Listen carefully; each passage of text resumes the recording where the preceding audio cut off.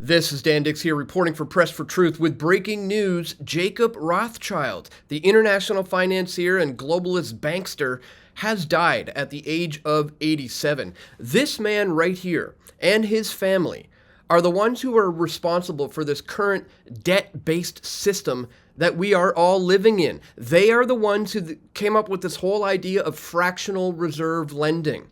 The idea of creating money out of thin air, lending it out to people, and then charging interest on these loans that were created by money that was generated out of nothing. This is largely the reason why, if you find yourself today struggling to buy a home, struggling to, afford to even buy food in comparison to what it was like for your grandparents, well, this man and his family are largely to thank for that, ladies and gentlemen. And here he is seen with Mariana Abramovic posing with Jacob Rothschild in front of this painting that just so happens to be called Satan Summoning His Legions. And in case you didn't know, Mariana Abramovic claims to just be a performance artist, but this woman here is a modern-day witch who practices black magic. Here she is seen at the age of 65. She's 77 today, but this picture was taken 12 years ago.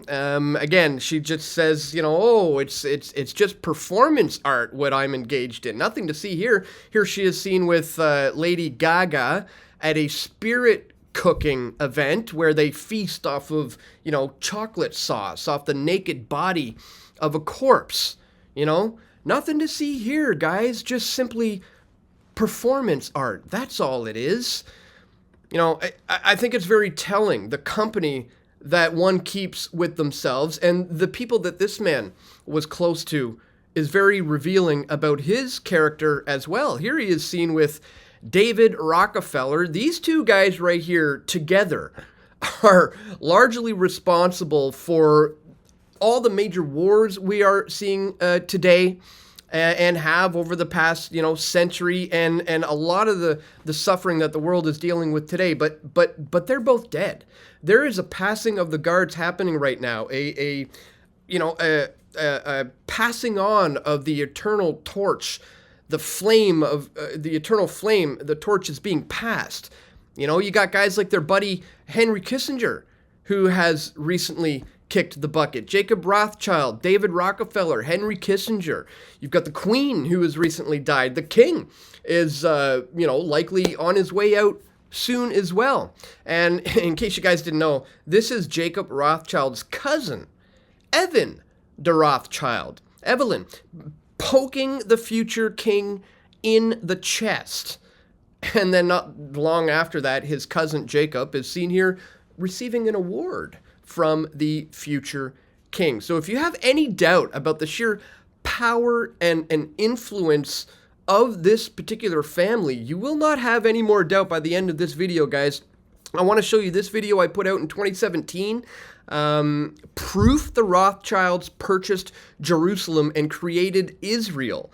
I won't show you the video. I'll actually show you the physical document that I have in my possession that proves this to be exactly the case. But I do want to show you this video that I filmed way back in April of 2012 called The Money Changers Then and Now, where I go over the history of the Rothschild banking family and why it's important to understand this today. So guys, we're going to cover all of this and much, much more in this video. But really quickly, before we do, I'd ask that you check me out here at pressfortruth.ca/donate. If you appreciate my efforts to bring you this info, guys, here you can do a one-time donation with PayPal.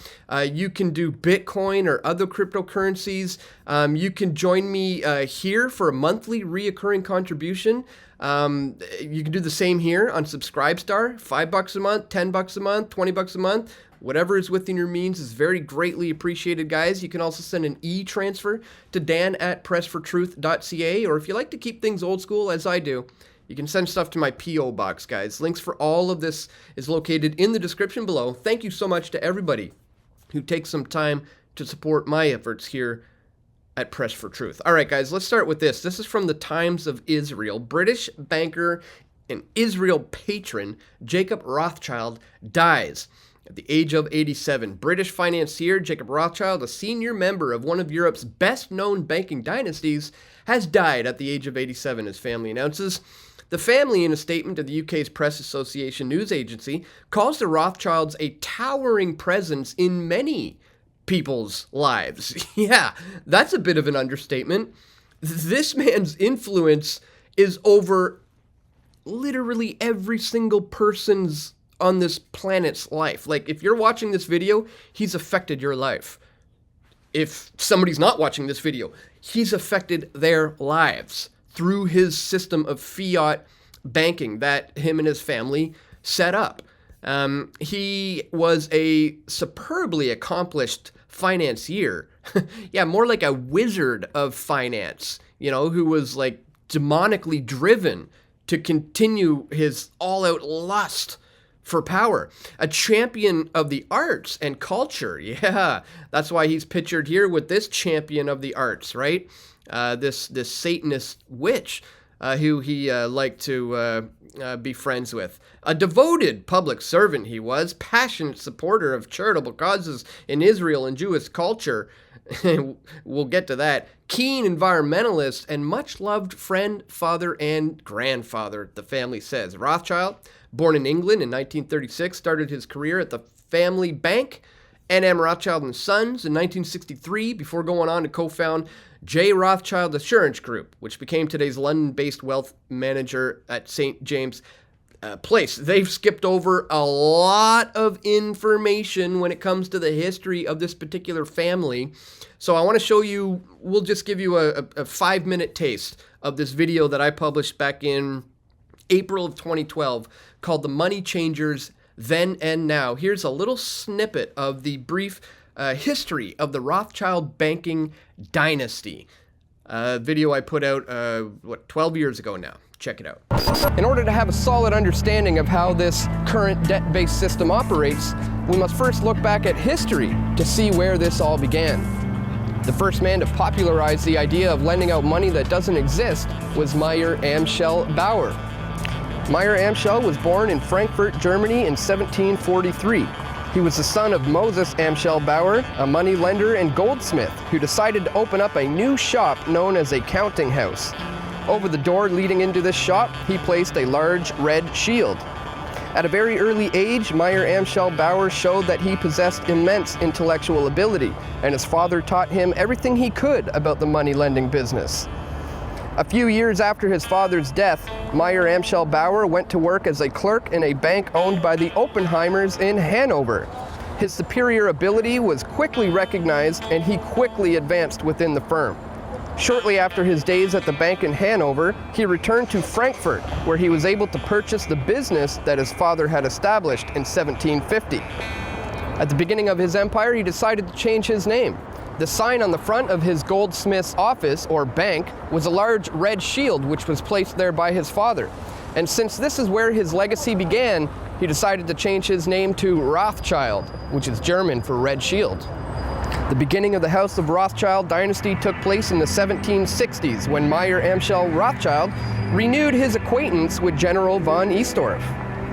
Rothschild worked for General Eastorf while employed at the Oppenheimer Bank.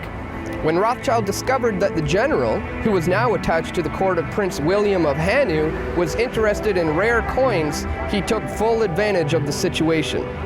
By offering valuable coins at a discount price, he soon integrated himself with the general and other influential members of the court. One day, His Highness Prince William bought a handful of his rarest metals and coins. This was the first transaction between a Rothschild and a head of state. Meyer Amschel Rothschild became an agent for the prince, and when William was forced to flee Denmark, he left 600,000 pounds, then valued at around $3 million, with Rothschild for safekeeping. History shows that Rothschild embezzled the money from Prince William, and he used it to vastly expand his empire and to become the first international banker. In 1770, Rothschild married and had a large family consisting of 5 sons and 5 daughters. His sons were Amschel, Solomon, Nathan, Karl, and Jacob. Rothschild had trained all of his sons in the art of money lending, just like his father did with him. He had sent his son Nathan to England to take care of the family business in that country.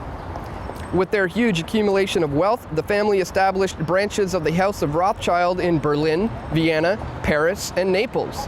When Meyer Amschel Rothschild died on September 19, 1812, he left a will in which he laid down specific laws by which the house that bore his name would operate. All key positions in the House of Rothschild were to be held by members of the family only, and not by hired hands. Only male members of the family were allowed to participate in the business. The eldest son of the eldest son was to be the head of the family, unless the majority of the rest of the family agreed otherwise. It was for this exceptional reason that Nathan, who was particularly brilliant, was appointed head of the House of Rothschild in 1812. The family was to intermarry with their first and second cousins in order to preserve the vast fortune. Amschel forbid his heirs most explicitly in any circumstance whatever to have any public inventory made by the courts or otherwise of my estate. Also, I forbid any legal action and any publication of the value of the inheritance. Anyone who disregards these provisions and takes any kind of action which conflicts with them will immediately be regarded as having disputed the will and shall therefore suffer the consequences of doing so. Needless to say, the House of Rothschild had established itself as an incredibly wealthy, powerful, and secretive family. They were ruthless in all business ventures, and they still are to this day driven by an all-consuming lust for wealth and power.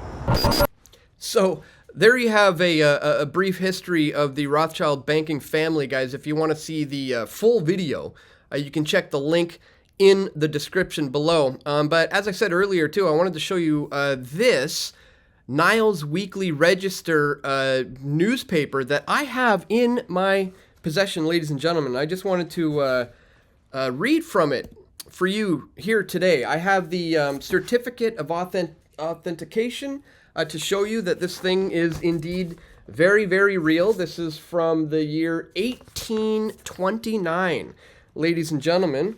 And when I open it up right here to the third page, it says this: Jerusalem. There is a report that the Rothschilds have purchased Jerusalem.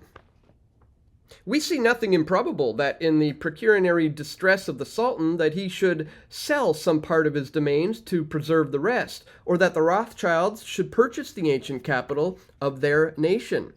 They are wealthy beyond their desire, perhaps even of avarice, and so situated it is quite reasonable to suppose that they may seek something else to gratify their ambition that shall produce most important effects.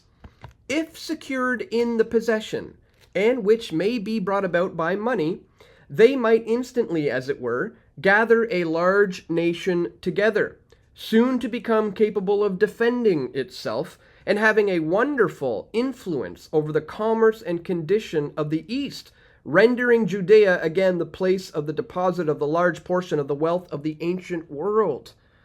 To the Sultan, the contrary is of no great value, but in the hands of the Jews, directed by such men as the Rothschilds, what might not it become in a short period of time? The Sultan is in great difficulty. Baron Rothschild was proceeding to Constantinople, and a second rebuilding of the temple is not among some of the most strange things expected in these strange times by some of the Jews. Again, this is a Niles Weekly Register from the year 1829 talking about how the Rothschilds have purchased Jerusalem, how they have a major influence, back then they're saying this, when they could get away with saying these things in the press, having a major influence over, commerce, and may one day set up a rebuilding of the temple. You see, these guys have, agendas that progress far beyond their own life, that they even realize they might not see the fulfillment of their agendas in their own lifetime. And that's why it's important to remember that, yes, this man has passed, and I do not take any joy in the perishing of anybody who is going to have the fate that this man is going to have. where he's heading right now, ladies and gentlemen, I don't wish upon anyone. But let it be known that, there's a new generation. His kids, Rockefeller's kids, Kissinger's, the Queen's. There is a passing of the torch, as I said, and unfortunately, this younger generation hasn't gone through multiple world wars like this guy has. They are ready and hungry and ready to take the reins in their position of power. So before everybody, cheers this day that Lord Jacob Rothschild is dead, let's just remember it's simply a passing of the torch that is happening here today. And we have to continue to follow this man's, bloodline, who has been running the show for a long, long time, as I showed you in that little piece of history that I documented way back in 2012. So just wanted to bring all of this to your attention today, ladies and gentlemen. I want to let you know right now that if you are watching this on anywhere other than Rumble, I'm going to try something new today. As soon as I'm done this video, I'm going to go live on my Rumble channel and present all of this information again live. So if you're watching this right now anywhere other than Rumble and you want to make sure you catch the next one live when I do it, make sure you subscribe to me on Rumble. There will be a link in the description below. So yeah, I just wanted to bring all that to your attention, guys. Once again, if you appreciate my efforts to do so, don't forget to check me out here at pressfortruth.ca/donate. You can find a link for that in the description as well. And that's all for today. Please click that thumbs up button. Share this video with your friends and family who you think need to see it the most. And stay tuned, guys. We're going to have more video reports coming soon, God willing. This is Dan Dicks reporting for Press for Truth. We all want truth.